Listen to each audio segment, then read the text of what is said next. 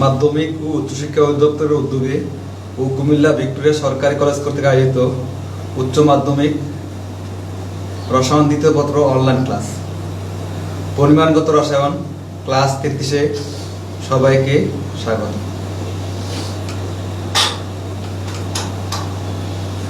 প্রিয় শিক্ষার্থীবৃন্দ, আমি মোহাম্মদ ফারুক আহমেদ, সহকারী অধ্যাপক রসায়ন বিভাগ, কুমিল্লা ভিক্টোরিয়া সরকারি কলেজ কুমিল্লা। আমার ইমেল অ্যাড্রেস 100faruksu@gmail.com। আজকে আমাদের আলোচ্য বিষয় গ্যাসের মোলার আয়তন।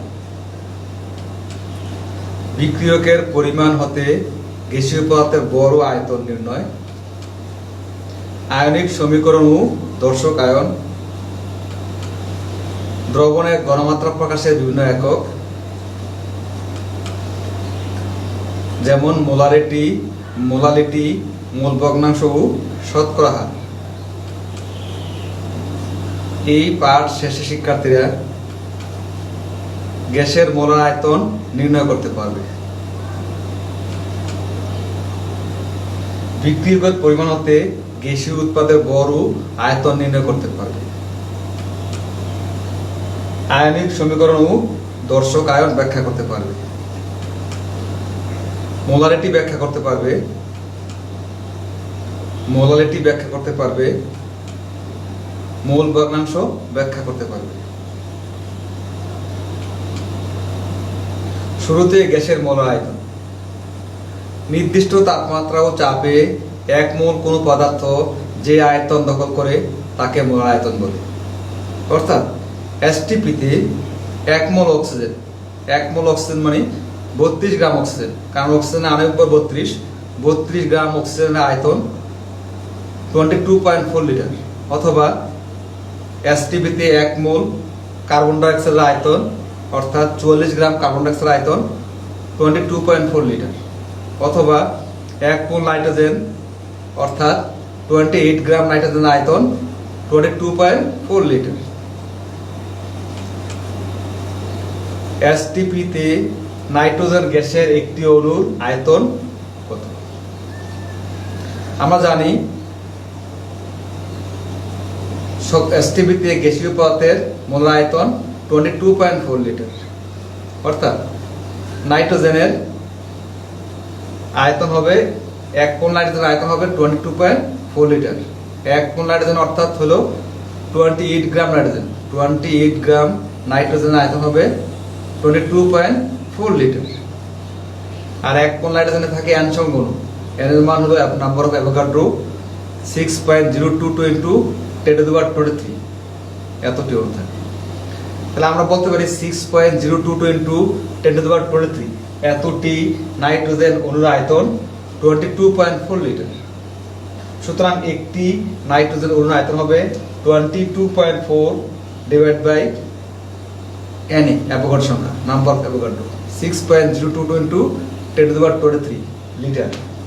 তাহলে ভাগ করলে আমার মানটা আসবে 3.7196 ইনটু 10⁻23 লিটার। অর্থাৎ এক মোল একটি নাইট্রোজেন অণুর আয়তন 3.7196 ইনটু 10⁻23 লিটার। এখনকার টপিক হলো বিক্রিয়কের পরিমাণ হতে গ্যাসীয় উৎপাদের বড় আয়তন নির্ণয়। একটা বিক্রিয়কের পরিমাণ দেওয়া আছে, এখান থেকে আমরা কিভাবে গ্যাসীয় উৎপাদের বড় এবং আয়তন নির্ণয় করতে পারি। তাহলে একটি অঙ্কের মাধ্যমে সেটা আমরা দেখাইতে চাই। যেমন বলা আছে, চূড়া পাথরের একটি নমুনায় 95% ক্যালসিয়াম কার্বনেট আছে। 20 গ্রাম চুনা পাথরকে লঘু হাইড্রোক্লোরিক অ্যাসিডে দ্রবীভূত করলে কত গ্রাম কার্বন ডাইঅক্সাইড পাওয়া যাবে? তাহলে আমরা শুরুতে চিন্তা করতে পারি 100 গ্রাম চুনা পাথরে ক্যালসিয়াম কার্বন হলো 100 গ্রাম চুনা পাথরে ক্যালসিয়াম কার্বনেট 95 গ্রাম। 1 গ্রাম হবে 95 ডিভাইড বাই 100। আর 20 গ্রাম চুনা পাথর হবে 95 ইনটু 20 ডিভাইড বাই 100, মানে 19 গ্রাম। অর্থাৎ 20 গ্রাম চুনা পাথর আছে, 19 গ্রাম ক্যালসিয়াম কার্বনেট, বাকিটা ভেজাল। যেমন ভেজাল হতে পারে ম্যাগনেসিয়াম কার্বনেট, জিঙ্ক কার্বনেট, এগুলো ভেজাল। ক্যালসিয়াম কার্বনের সাথে হাইড্রোক্লোরিক অ্যাসিডের বিক্রিয়া হবে calcium chloride plus carbon dioxide plus পানি। ক্যালসিয়াম কার্বনেটের আণবিক ভর 100, কারণ ক্যালসিয়ামের পারমাণবিক ভর 40, কার্বনের 12, অক্সিজেন 3 হলো 48, মোট হবে 100। আর কার্বন ডাইঅক্সাইড যা হলো 1 মোল, আর 1 মোল হবে 44 গ্রাম। আমরা বলতে পারি 100 গ্রাম ক্যালসিয়াম কার্বনেট হতে কার্বন ডাইঅক্সাইড পাওয়া যায় 44 গ্রাম, আর 19 গ্রাম থেকে পাওয়া যায় 44 × 19/100 গ্রাম, হবে 8.36 গ্রাম। তাইলে আমাদের ওই চুনাপাথর থেকে কার্বন ডাইঅক্সাইড পাওয়া যায় 8.36 গ্রাম। এর হচ্ছে আয়তন, কতটুকু পাওয়া যায় আয়তন। আমরা আবার দেখলাম 44 গ্রাম কার্বন ডাইঅক্সাইডের আয়তন হবে, মানে 1 মোল কার্বন ডাইঅক্সাইড আয়তন হবে 22.4 লিটার, আর 8.36 গ্রাম কার্বন ডাইঅক্সাইড আয়তন হবে 4.2560 লিটার। অর্থাৎ এই সমাধান থেকে আমরা বলতে পারি উৎপন্ন কার্বন ডাইঅক্সাইডের ভর 8.36 গ্রাম এবং এর আয়তন হবে 4.2560 লিটার। অর্থাৎ চুনাপাথরের নমুনায় 95% ক্যালসিয়াম কার্বনেট আছে, আর বাকিটা আছে ভেজাল। এই ক্যালসিয়াম কার্বনেটের থেকে আমাদের পাওয়া যায় কার্বন ডাইঅক্সাইড। এই কার্বন ডাইঅক্সাইডের পরিমাণ মানে কত গ্রাম আছে এবং কত আয়তন আছে সেটা আমরা নির্ণয় করতে পারলাম। আমাদের এখনকার টপিক আয়নিক সমীকরণ ও দর্শক আয়ন। জলীয় দ্রবণে যে আয়নগুলো বিক্রিয়া অংশগ্রহণ না করে দ্রবণে অপরিবর্তিত থাকে সে আয়নগুলোকে দর্শক আয়ন বলে। অর্থাৎ আমরা যখন দ্রবণে ক্লোরাইড আয়ন শনাক্তকরণ করি, এই উদ্দেশ্যে আমরা প্রথম সোডিয়াম ক্লোরাইড নিয়ে তাকে জলীয় দ্রবণ বানাই। তাহলে সোডিয়াম ক্লোরাইডে কি থাকে? সোডিয়াম আয়ন এবং ক্লোরাইড আয়ন। তার মধ্যে যোগ করি সিলভার নাইট্রেট দ্রবণ, অর্থাৎ সিলভার নাইট্রেট দ্রবণ থাকে সিলভার আয়ন এবং নাইট্রেট আয়ন হিসাবে। তাহলে সোডিয়াম ক্লোরাইডের সাথে সিলভার নাইট্রেট যোগ করলে উৎপন্ন হবে সিলভার ক্লোরাইড সাদা আলোকে, আর থাকবে সোডিয়াম আয়ন ইকুয়াস এবং নাইট্রেট আয়ন ইকুয়াস। আর এই সমীকরণটাকে বলছি আমরা কি? আয়নিক সমীকরণ। সোডিয়াম ক্লোরাইড একটা আয়নিক যৌগ, সিলভার নাইট্রেট একটা আয়নিক যৌগ, আর এই সমীকরণটাকে বলছি কি? আয়নিক সমীকরণ। আর এই বিক্রিয়াকে বলা হয় দ্বিবিয়োজন বিক্রিয়া। এই সমীকরণে কি দেখা যায় যে সোডিয়াম আয়ন এবং নাইট্রেট আয়ন কি উভয় দিকে আলাদা আলাদা আছে। সোডিয়াম আয়ন এবং নাইট্রেট আয়ন কি আছে? উভয় দিকে কি আছে? বিক্রিয়কের বাম পাশে আলাদা আলাদা আছে এবং বিক্রিয়ার পরে ডান পাশে কি আছে? আলাদা আলাদা আছে। অর্থাৎ এরা কি বিক্রিয়া অংশগ্রহণ করে নাই। এই বিক্রিয়ায় অর্থাৎ উপরোক্ত বিক্রিয়াটাতে সোডিয়াম আয়ন এবং নাইট্রেট আয়ন হলো দর্শক আয়ন।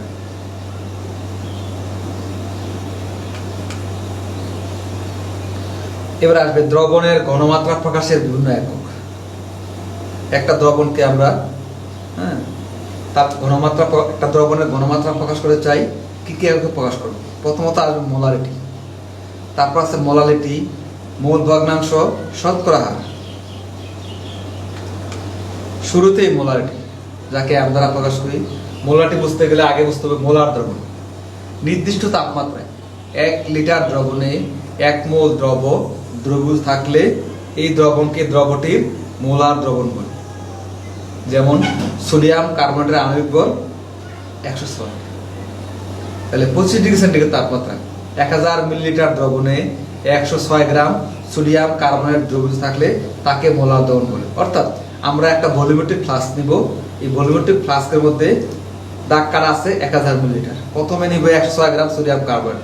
106 গ্রাম সোডিয়াম কার্বনেট একটা জায়গা দখল করবে ভলিউমেট্রিক ফ্লাস্কের ভিতরে। দখল করার পর এর মধ্যে আমরা পানি দিয়ে ফিল আপ করবো আর নাড়া দিব, মানে 1000 দাগ কাটার মতো পানি দিয়ে ফিল আপ করবো। তখন যে দ্রবণটা হবে তাকে বলবো আমরা মোলার দ্রবণ। আবার 1000 মিলিলিটার দ্রবণে 36.5 গ্রাম হাইড্রোক্লোরিক অ্যাসিড দ্রবীভূত থাকলে তাকে বলবো মোলার দ্রবণ।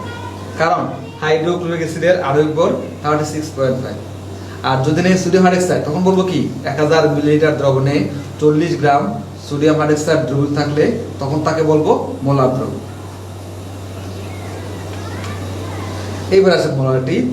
নির্দিষ্ট তাপমাত্রায় 1 লিটার দ্রবণে দ্রবীভূত দ্রবের মোট সংখ্যা কি ওই দ্রবণের দ্রবটির মোলারিটি বলে। তাহলে দ্রবের মোলারিটি হবে দ্রবের মোল সংখ্যা ডিভাইড বাই লিটারের দ্রবণের আয়তন। তা দ্রবণের মোল সংখ্যা হলে দ্রবণের মোল সংখ্যা হবে মোল আর আয়তন হবে লিটার, তাহলে হবে মোল পার লিটার। মোল পার লিটার, মোলারিটি এক হবে মোল পার লিটার। তাহলে আমরা বলতে পারি 1000 মিলিলিটার দ্রবণে 40 গ্রাম সোডিয়াম হাইড্রোক্সাইড দ্রবীভূত থাকলে মোলারিটি 1 মোলার, অর্থাৎ সোডিয়াম হাইড্রোক্সাইড আয়তন 40 মানে 1 মোল, 1 মোল দ্রবীভূত থাকলে মোলারিটি 1 মোলার। 80 গ্রাম 1000 মিলিলিটার দ্রবণে 80 গ্রাম সোডিয়াম হাইড্রোক্সাইড দ্রবীভূত থাকলে মোলারিটি হবে 2 মোলার, কারণ 40 গ্রামে 1 মোল, 80 গ্রাম হবে 2 মোল, তাই 2 মোল দ্রবীভূত থাকলে মোলারিটি হবে 2 মোলার। আর 20 গ্রাম সোডিয়াম হাইড্রোক্সাইড দ্রবীভূত থাকলে মোলারিটি হবে 0.5 মোলার। মানে কি, এটা হলো সেমি মোলার। 1 লিটার দ্রবণে 0.5 মোল দ্রবীভূত থাকলে তাকে বলা হয় সেমি মোলার দ্রবণ। 0.5 মোল, 40 গ্রামে হলো 1 মোল আর 20 গ্রাম হবে 0.5 মোল। 0.5 মোল দ্রবীভূত থাকলে মোলারিটি হবে সেমি মোলার, মানে 0.5 মোলার। এরপর আসবে 1000 মিলিলিটার দ্রবণে 4 গ্রাম সোডিয়াম হাইড্রোক্সাইড দ্রবীভূত থাকলে মোলারিটি হবে 0.1 মোলার, অর্থাৎ এটাকে বলবো আমরা ডেসিমোলার দ্রবণ। 1000 মিলিলিটার দ্রবণে 0.1 মোল দ্রবীভূত থাকলে তাকে বলে ডেসিমোলার দ্রবণ। তাহলে 4 গ্রাম মানে কি 4 ডিভাইড বাই 40 মানে 0.1 মোল, তখন তার মোলারিটি হবে 0.1 মোলার বা ডেসিমোলার। 1000 মিলিলিটার দ্রবণে 0.1 মোল দ্রবীভূত থাকলে তাকে বলবো কি ডেসিমোলার দ্রবণ। 0.4 মোল দ্রবণ হলে মোলারিটি তাপমাত্রার উপর নির্ভরশীল, অর্থাৎ মোলারিটি তাপমাত্রায় কি প্রভাবিত হয়? মোলারিটি তাপমাত্রার উপর নির্ভরশীল, কারণ মোলারিটি আয়তনে পরিমাপ করা হয়। মোলারিটি আয়তনে পরিমাপ করা হয়। তাপমাত্রা বাড়ালে আয়তন বাড়ে, ফলে ঘনমাত্রা হ্রাস পায়। তাপমাত্রা বাড়ালে আয়তনটা বেড়ে যায়, বৃদ্ধি পায়। আয়তন বাড়লে ঘনমাত্রা হ্রাস পায়, মানে মোলারিটি হ্রাস পায়। আবার তাপমাত্রা হ্রাস করলে আয়তন হ্রাস পায়, ফলে ঘনমাত্রা বৃদ্ধি পায়। অর্থাৎ তাপমাত্রা বৃদ্ধি বা হ্রাস করলে ঘনমাত্রা পরিবর্তিত হয়। এই জন্য মোলারিটি তাপমাত্রার উপর নির্ভরশীল। তাপমাত্রা বাড়াইলে বা কমাইলে মোলারিটি কি হয়? পরিবর্তিত হয়, অর্থাৎ মোলারিটি তাপমাত্রার উপর নির্ভরশীল। এবার আসবে আমাদের মোলার দ্রবণ একটি প্রমাণ দ্রবণ, অথবা সেমি মোলার দ্রবণ একটি প্রমাণ দ্রবণ, অথবা ডেসিমোলার দ্রবণ একটি প্রমাণ দ্রবণ। তো প্রথমের সঙ্গে আসি আমরা প্রমাণ দ্রবণ কি। যে দ্রবণের ঘনমাত্রা বা শক্তিমাত্রা সঠিকভাবে জানা আছে তাকে বলা হয় প্রমাণ দ্রবণ। আর মোলার দ্রবণ মানে কি? 1 মোলার দ্রবণ।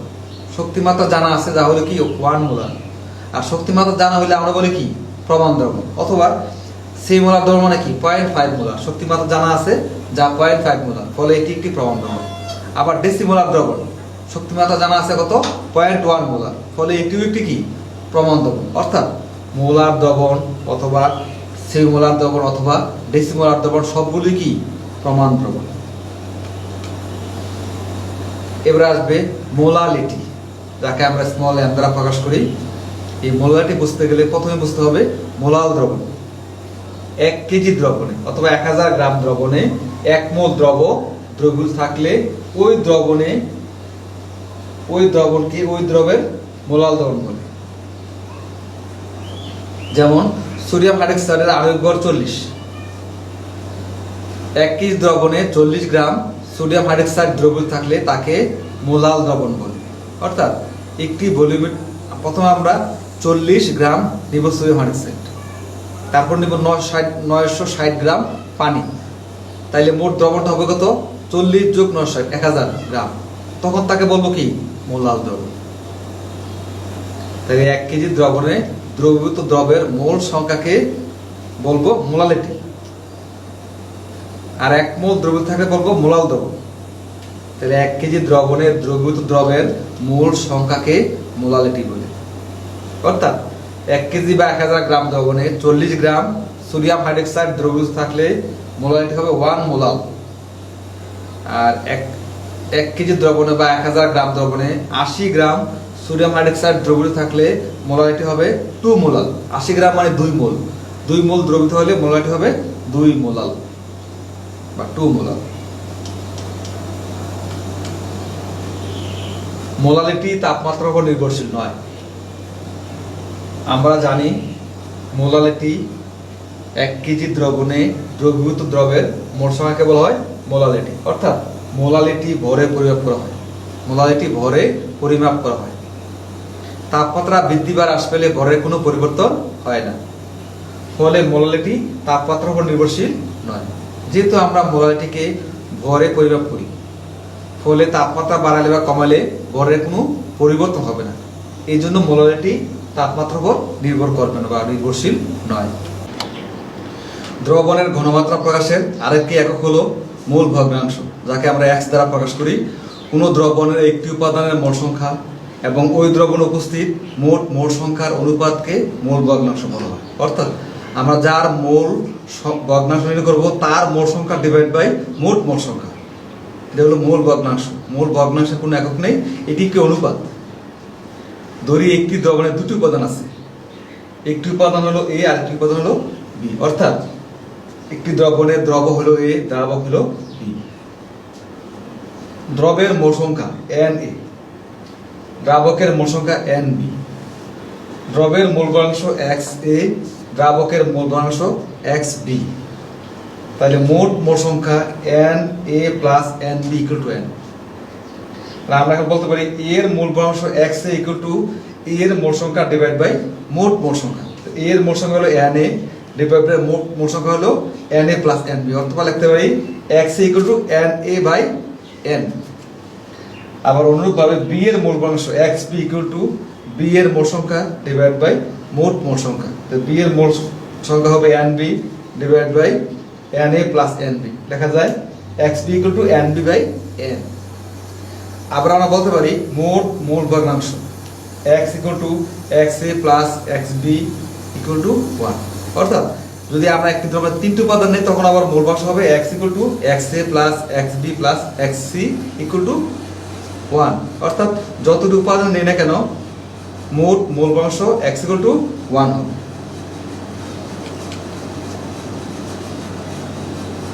দ্রবণের ঘনমাত্রা প্রকাশের আরেকটি একক হলো শতকরা হার। অর্থাৎ 100 ভাগ দ্রবণে কোন দ্রব্য কত ভাগ আছে। অর্থাৎ 100 মিলিলিটার দ্রবণে কত মিলিলিটার দ্রব্য আছে, অথবা 100 গ্রাম দ্রবণে কত গ্রাম দ্রব্য আছে, সেটা হলো শতকরা হার। যেমন প্রথমত আসবে কতে W/W%। উপরে W হবে কি দ্রবণ ভর, নিচে W হবে কার ক্ষেত্রে দ্রবণের ক্ষেত্রে দ্রবণের ভর। যেমন 2% সোডিয়াম ক্লোরাইড দ্রবণ, অর্থাৎ 100 গ্রাম দ্রবণে 2 গ্রাম হবে সোডিয়াম ক্লোরাইড আর বাকি 98 গ্রাম হবে পানি। অর্থাৎ মোট দ্রবণের পরিমাণ হবে 100 গ্রাম আর দ্রব হবে এখানে 2 গ্রাম। অর্থাৎ 100 গ্রাম সোডিয়াম ক্লোরাইড জলীয় দ্রবণ W/W%। দুটি আমার ভরে পরিমাপ করতে হবে। খতে আসবে W/B%। উপরে W হবে দ্রবের ভর আর নিচের B হবে দ্রবণের আয়তন। অর্থাৎ দ্রবণ হবে ভরে আর দ্রবণটা হবে আয়তনে। যেমন 5% চিনির দ্রবণ, তাহলে আমরা একটা গ্লাসের দাগ কাটা আছে, একটা গ্লাসের মধ্যে 100 মিলিলিটার, এখানে 5 গ্রাম চিনি নিব, নিয়ে পানি দিব, পানিতে নাড়া দিব, নাড়া দিয়ে আমরা 100 দাগ কত ফিল আপ করবো, তখন তাকে বলবো কি 5% চিনির দ্রবণ W/B%। W/B%। আরেকটা হবে গতে V/W%। দ্রবের আয়তন ডিভাইড বাই দ্রবণের ভর। যেমন 7% গ্লুকোজের দ্রবণ, অর্থাৎ B মানে আয়তন, 7 মিলিলিটার গ্লুকোজ প্লাস পানি, 7 মিলিলিটার গ্লুকোজ প্লাস পানি মিলে হবে কি 100 গ্রাম গ্লুকোজের জলীয় দ্রবণ। 100 গ্রাম গ্লুকোজের জলীয় দ্রবণ। অর্থাৎ দ্রবণটার আয়তন ভর হবে 100 গ্রাম, এর মধ্যে 7 মিলিলিটার হবে কি গ্লুকোজ দ্রবণ, গ্লুকোজ আর পানি হবে বাকিটা। হ্যাঁ, তাহলে মোট হবে 100 গ্রাম গ্লুকোজের দ্রবণ। শেষে আসবে B/B%। অর্থাৎ দ্রব আয়তন নিব এবং দ্রবণও কি আয়তন নিব। দ্রবের আয়তন ডিভাইড বাই দ্রবণের আয়তন। যেমন 4% ইথানলের জলীয় দ্রবণ। অর্থাৎ 100 মিলিলিটার দ্রবণে এর মধ্যে 4 মিলিলিটার হলো ইথানল আর বাকি 96 মিলিলিটার হবে কি পানি। তখন তাকে বলবো 100 মিলিলিটার ইথানলের জলীয় দ্রবণ। যেহেতু দুইটাই নিচ্ছে আয়তনে, দ্রব আয়তনে দ্রাবক আয়তনে, মোট দ্রবণ তো হবে 100 মিলিলিটার, এর মধ্যে 4 মিলিলিটার হবে ইথানল আর বাকিটা হবে পানি, অর্থাৎ বাকি 96 মিলিলিটার হবে পানি। তাহলে দ্রবণের মোট আয়তন হবে 100 মিলিলিটার।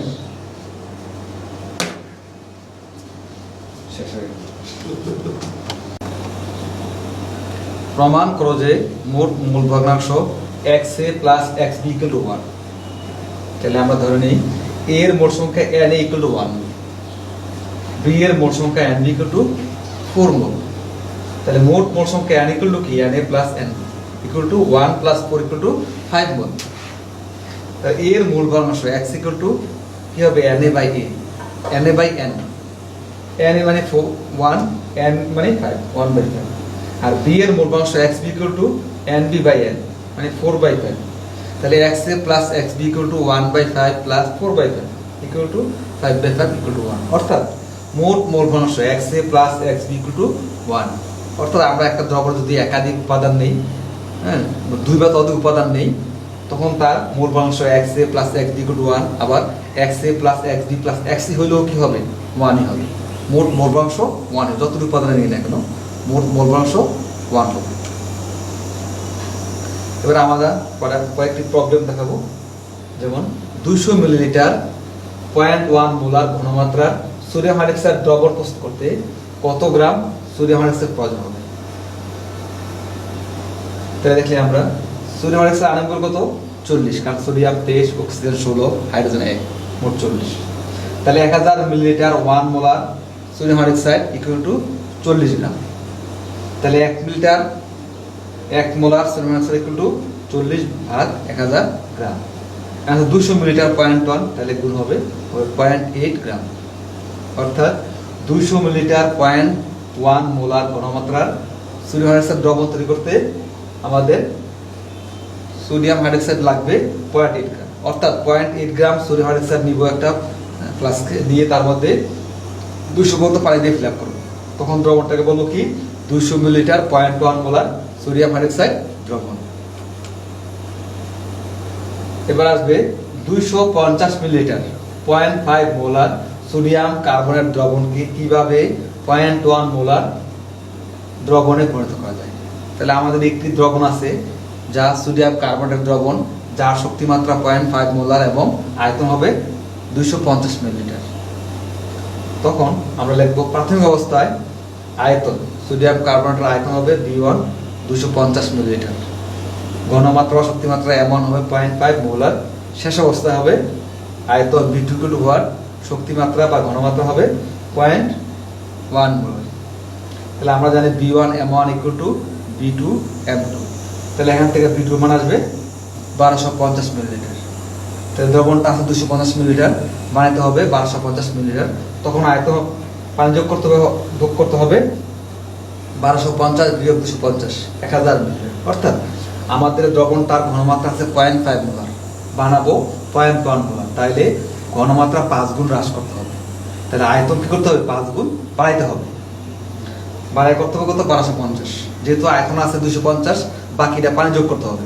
পানি যোগ করতে হবে কত, 1000 মিলিলিটার। অর্থাৎ এই ধরনের দ্রবণগুলোকে ঘনমাত্রা বেশি থেকে ঘনমাত্রা কমাইতে হবে, ফলে পানি যোগ করতে হবে। হ্যাঁ, অর্থাৎ ঘনমাত্রা 5 গুণ কমাইতে হবে, আয়তন 5 গুণ বাড়াইতে হবে।